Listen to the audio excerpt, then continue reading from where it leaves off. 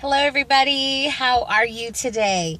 I wanted to come on. I'm in between stops doing the mama run, the mama Uber driver today. And I'm sitting in the car and I'm just sort of praying and wondering how all of you are today and thinking about some verses that I read this morning.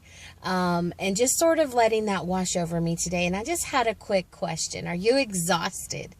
Are you just tired or just plain worn out? If you're like me, I'm on the go all the time, it feels like. Even though I get to stay home, super, super blessed to be able to do so many of the things that I get to do. I can't even imagine. I was thinking right now, I was like, oh my goodness, if I had a full-time job, I know I wouldn't be able to do a lot of the ministry that I get to do. And so I'm ever so grateful. But I know many of you work a full-time job. You're also a mama.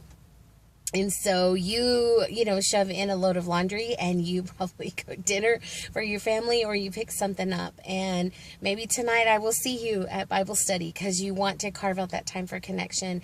And maybe, you're just going through a season where you're just plain worn out and tired and weary.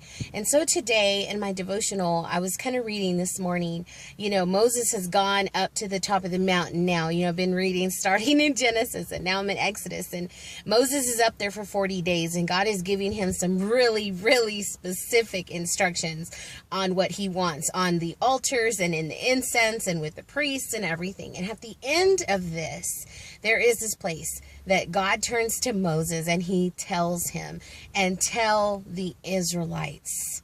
So now that he's given specifics for everybody else to do everything that he wants done to that specific criteria, he turns to him and he says some really, really, really important words to Moses.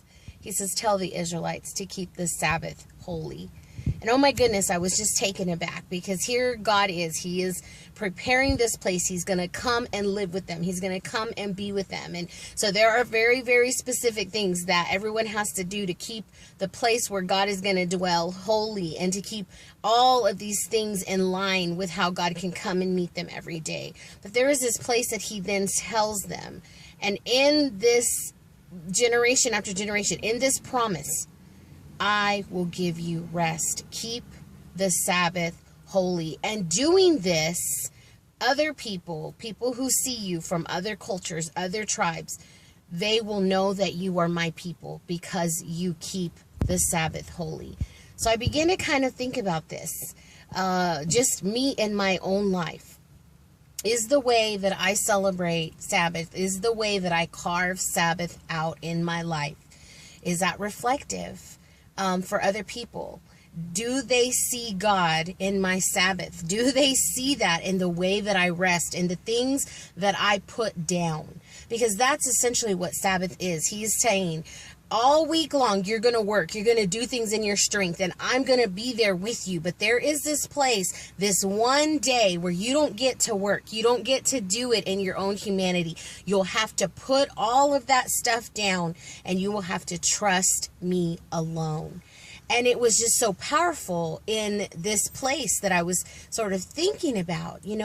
Sabbath is a reflection of God. It truly is. It is a reflection of what he did. He created, he even says, I created the earth in 6 days. And on the 7th, it says in the message, he took a deep breath and he rested. And so there was this place today that I'm like, oh my goodness, we are a reflection. We are God's people.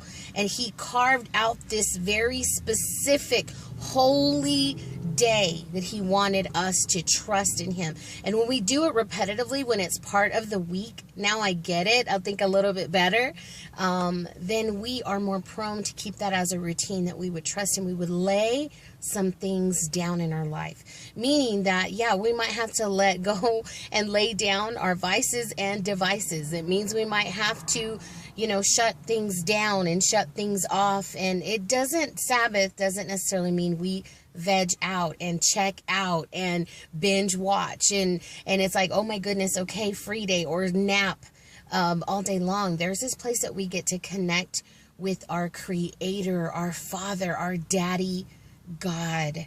How are you resting today? If you need rest, if you need a Sabbath, oh my goodness, your body will tell you, and you will have to at some point stop carrying in your own strength. So wherever you are, friend, if you need prayer for this specific thing, or maybe you're in a season where you are tired and weary and you're like, Lord, what does Sabbath look like? I know for me, I've been really reflective in these really busy seasons with my girls, and just, yes, getting ready for classes and all of that kind of stuff. But yes, we've got to honor the Sabbath, keep it holy. God bless you.